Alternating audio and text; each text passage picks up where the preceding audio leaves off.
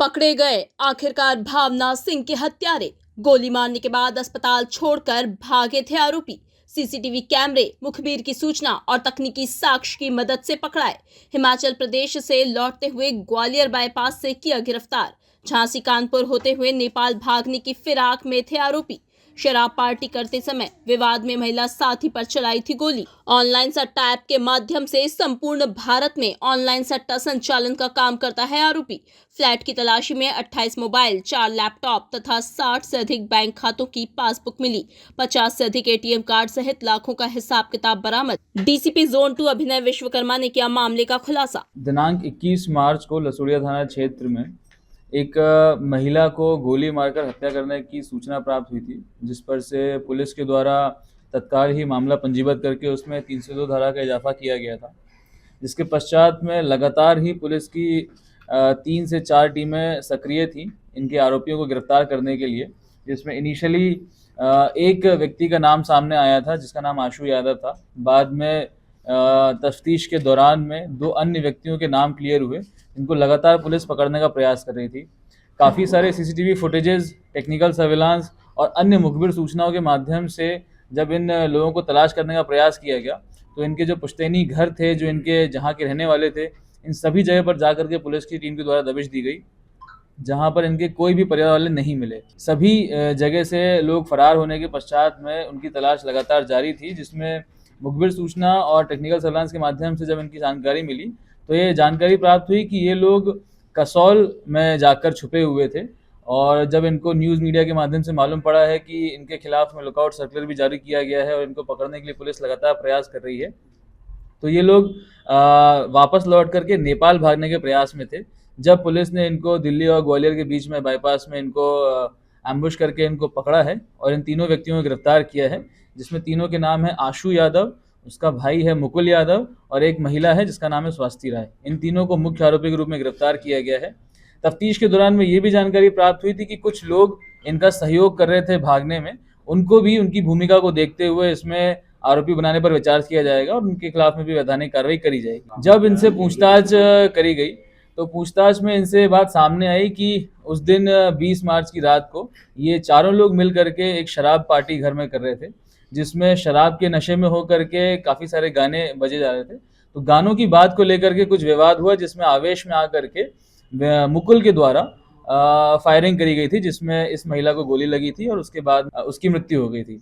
इस प्रकार से तीनों की सहभागिता रही है इस हत्याकांड में।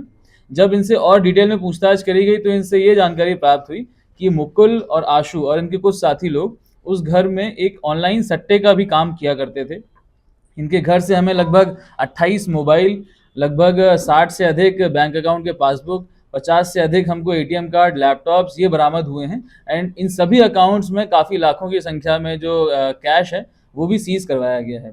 इस प्रकार से इनके विरुद्ध में एक और धोखाधड़ी का और ऑनलाइन गैम्बलिंग का मामला पंजीबद्ध भी किया गया है और इसमें भी अलग एक विशेष टीम का गठन किया जा करके इस मामले की भी तह तक जांच करी जाएगी कि इस सट्टे के रैकेट में कौन कौन इन्वॉल्व था और उसमें जिन भी आरोपियों के नाम सामने आएंगे उनके खिलाफ भी वैधानिक कार्रवाई की जाएगी।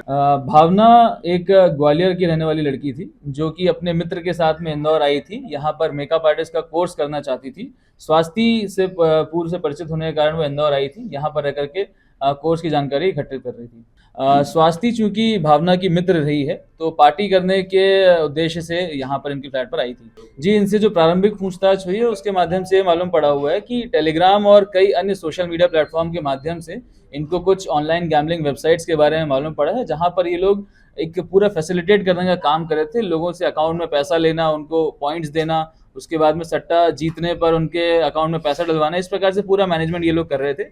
अभी इस मामले में भी विस्तृत रूप से जांच की जानी है। अभी 60 अकाउंट से ऊपर बैंकों को लेटर लिखा गया फ्रीज करने के लिए। उन सभी अकाउंट में कितना पैसा है इसकी जानकारी आना भी शेष है, परंतु काफ़ी भारी मात्रा में कैश उसमें भी सीज होने की संभावना है। वो जिस फ्लैट में ये घटनाक्रम हुआ था उसमें उसका रेंट एग्रीमेंट उनके मालिक से पता लगाया गया, तो उसमें 5 लोगों के रहने का पता चला था, परंतु 2 लोग जो उस समय उस घटना के दौरान वहां पर उपस्थित नहीं थे, इस प्रकार से उनकी भूमिका को अभी जांच में रखा गया है। घटनाक्रम के दौरान में एक फायर होना बताया गया है। घटनास्थल से एक देसी पिस्टल भी जब्त करी गई है एंड 2 भरी हुई मैगजीन्स जब्त करी गई हैं। भारी संख्या में जो राउंड्स हैं वो भी जब्त किए गए हैं। तो इसके साथ साथ में मोबाइल्स और लैपटॉप्स और काफ़ी सारे जो फॉरेंसिक एविडेंसेस हैं उसको घटनास्थल से जब्त किया गया।